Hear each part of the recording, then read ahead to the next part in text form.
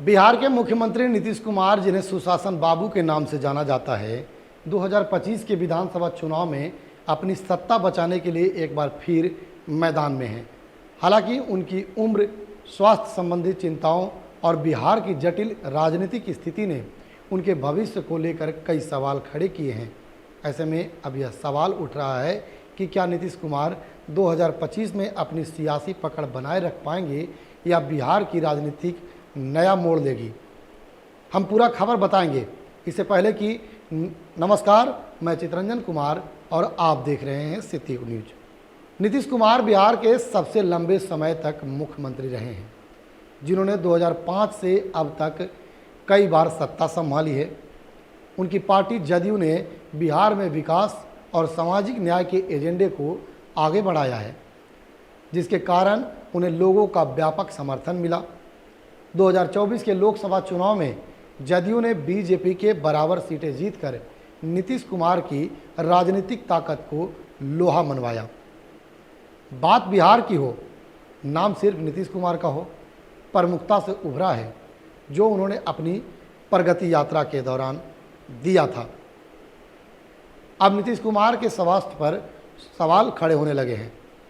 हालांकि विपक्षी दल, खासकर राष्ट्रीय जनता दल, राजद और कांग्रेस नीतीश की रणनीतियों और गठबंधन बदलने की प्रवृत्ति पर सवाल उठाने लगे हैं और लगातार सवाल उठाते रहते हैं। राजद नेता तेजस्वी यादव ने नीतीश के स्वास्थ्य और नेतृत्व पर तीखे हमले किए हैं, दावा करते हुए नीतीश कुमार थक चुके हैं और होश में नहीं हैं। इसके अलावा जनसुराज पार्टी के प्रमुख प्रशांत किशोर ने भी नीतीश के मानसिक और शारीरिक स्वास्थ्य पर सवाल खड़ा किए हैं। आइए प्रशांत किशोर और तेजस्वी यादव को सुनते हैं कि उन्होंने क्या कुछ सवाल नीतीश कुमार पर खड़ा किया है, जिससे उनके नेतृत्व पर सवाल खड़ा होता है। आइए आपको पहले सुनाते हैं। अब हमारे चाचा नीतीश कुमार जी अचेत अवस्था में है, अब उनसे बिहार संभाला नहीं जा रहा है। दिन दहाड़े जो है बलात्कार हो रहा है, गोलियां चल रही हैं, कार्रवाई किसी पे नहीं हो रहा। बिना घूस दिए थाना चले जाइए, ब्लॉक चले जाइए, कोई ऐसा काम बता दीजिए जो बिना घूस दिए हुए हो रहा है। खुल करके अब घूस लोग मांग रहे हैं, खुल करके अब घूसखोरी को इन लोगों ने परंपरा बना दिया है, संस्कृति बना दी है। नीतीश जी के राज में सब लोग परेशान हैं, बेरोजगारी से, महंगाई से, गरीबी से, पलायन से, और बढ़ चढ़ करके जो कुशवाहा समाज जो है पार्टी से जुड़ रहा है। और हमने पहले भी कहा था कि अगर कुशवाहा समाज एक कदम चलेगा तो तेजस्वी 4 कदम चलने का काम करेगा। भैया ऐसा है कि मैं रोज कह रहा हूँ कि जो भी नियुक्तियां हो रही हैं, जो भी तबादले हो रहे हैं, जो ट्रांसफर हो रहा है, कौन कर रहा है? क्योंकि नीतीश कुमार तो कोई निर्णय लेने की स्थिति में है नहीं। तो शारीरिक मानसिक तौर पर जो आदमी स्वस्थ नहीं है वो तो निर्णय नहीं ले रहे हैं। तो उनके इर्द गिर्द जो लोग हैं वो सब में लूट मची हुई है, सब लोग कर रहे हैं। लेकिन सबसे हास्यास्पद बात ये है कि तेजस्वी यादव बता रहे हैं कि परिवारवाद हो रहा है। जिस परिवार का 8 आदमी पॉलिटिक्स में है वो दूसरे पर उंगली उठा रहा है। तो भाई ये दोनों लोग एक ही हैं।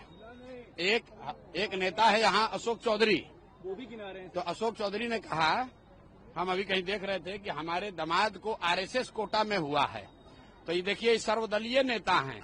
बाबूजी कांग्रेस में विधायक मंत्री, ये अपने जदयू में विधायक मंत्री, बेटी लोजपा में सांसद, दामाद आरएसएस भाजपा कोटा में। तो भैया सब दल में एक परिवार का लोग रहेगा। ऐसी सब जनता को बुर्बक बना रहा है। तो सुना आपने जनसुराज के सूत्रधार और तेजस्वी प्रसाद यादव को नीतीश कुमार को लेकर के क्या उनकी कथनी है। हाल के महीनों में नीतीश कुमार की सेहत को लेकर खबरें सुर्खियां में रही हैं। जनवरी 2025 में उनकी तबीयत बिगड़ने की खबर आई, जिसके कारण उनकी प्रगति यात्रा का पूर्णिया दौरा रद्द करना पड़ा। सूत्रों के अनुसार उन्हें सर्दी और बुखार की शिकायत थी और डॉक्टरों के सलाह पर उनके सभी कार्यक्रम स्थगित कर दिए गए थे। इसके अलावा गणतंत्र दिवस 2025 के कार्यक्रमों में उनकी उपस्थिति ने भी स्वास्थ्य संबंधी अटकलों की हवा दी थी। वहीं कई मौके पर उनके हाव भाव को भी देखते हुए, जैसे राष्ट्रगान के दौरान हंसने और शहीदों को श्रद्धांजलि देते समय ताली बजाना ने भी उनकी स्वास्थ्य और बढ़ती उम्र की ओर इशारा किया है। हालांकि उनके बेटे निशांत ने इन दावों पर खंडन करते हुए कहा कि उनके पिता यानी कि सीएम नीतीश कुमार 100% स्वस्थ हैं और पूरी तरह फिट हैं और बिहार के विकास के लिए चिंतित और सक्रिय हैं। अब यह सवाल बनता है कि क्या नीतीश कुमार जो हैं वह अपनी सत्ता को बचा पाएंगे। नीतीश कुमार की सत्ता बचाने की संभावनाएं कई कारकों पर निर्भर करता है, जैसे स्वास्थ्य और सक्रियता। नीतीश की उम्र और स्वास्थ्य उनकी प्रचार क्षमता को भी प्रभावित कर सकता है। यदि उनकी प्रगति यात्रा और जनसंपर्क प्रभावी रहता है तो यह उनके पक्ष में जाएगा। गठबंधन की एकजुटता यह भी एक मायने रखती है, क्योंकि एनडीए की एकजुटता नीतीश कुमार के लिए महत्वपूर्ण है। बीजेपी के कुछ नेता के बयान ने भले ही संदेह पैदा किया हो, लेकिन अन्य नेताओं ने नीतीश कुमार के नेतृत्व की पुष्टि की है। विपक्ष की रणनीति भी देखना होगा, क्योंकि राजद और कांग्रेस नीतीश की विश्वसनीयता और स्वास्थ्य को मुद्दा बना रहे हैं। लगातार आप देख रहे होंगे तेजस्वी प्रसाद यादव के बयान पर कांग्रेस भी लगातार हमलावर है कि नीतीश कुमार का जो स्वास्थ्य है वह खराब चल रहा है और वे मानसिक स्थिति को भी खो चुके हैं। इधर जातिगत समीकरण भी बिहार में काफ़ी मायने रखता है, क्योंकि बिहार में जातिगत समीकरण अहम भूमिका निभाता है। नीतीश की कुर्मी, कोयरी और अन्य ओबीसी समुदाय में पकड़ मजबूत है, लेकिन राजद का यादव और मुस्लिम वोट बैंक उनके लिए खतरा है। जदयू नेता ललन सिंह ने स्वीकार किया है कि मुस्लिम वोटर उनकी पार्टी को कम समर्थन देते हैं। ऐसे में यह सोचने वाली बात होगी कि आखिर नीतीश कुमार जो हैं वह मुस्लिमों को कितना जोड़कर रखते हैं। हालांकि विकास का जो मुद्दा है वह नीतीश कुमार के लिए काफ़ी मायने रखता है। नीतीश की विकास उन्मुखी छवि और उनके कार्यकाल में बिहार की प्रगति, जैसे सड़क, बिजली और शिक्षा में सुधार, उनके पक्ष में एक मजबूत तर्क है, जो हमेशा नीतीश कुमार बोलते रहते हैं कि पहले बिहार में कुछ हुआ था जी, हम आए तबे न हुआ। इसका मिमिक्री तेजस्वी प्रसाद यादव भी करते हैं। अब यह सवाल उठता है कि क्या बिहार में नया नेतृत्व भी उभर सकता है? क्या नए नेतृत्व भी उभरने की आशंका है? तो कुछ राजनीतिक विश्लेषकों का मानना है कि नीतीश की उम्र और स्वास्थ्य विपक्ष के लिए एक बड़ा हथियार साबित हो सकता है, खासकर अगर तेजस्वी यादव युवा मतदाताओं को लुभाने में कामयाब हो रहे हों। ऐसे में अब नीतीश कुमार की सत्ता बचाने की संभावनाएं उनकी राजनीतिक कुशलता, एनडीए की एकजुटता और जनता के बीच उनकी स्वीकार्यता पर टिकी है। क्या नीतीश कुमार एक बार फिर अपनी सियासी चाल से सबको चौंकाएंगे या बिहार में नया नेतृत्व उभरेगा?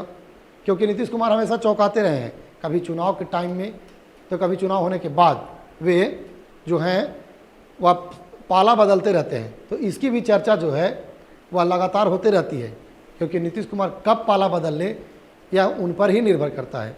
इस सवाल का जवाब 2025 के चुनाव अपने परिणाम के साथ लेकर ही आएगा।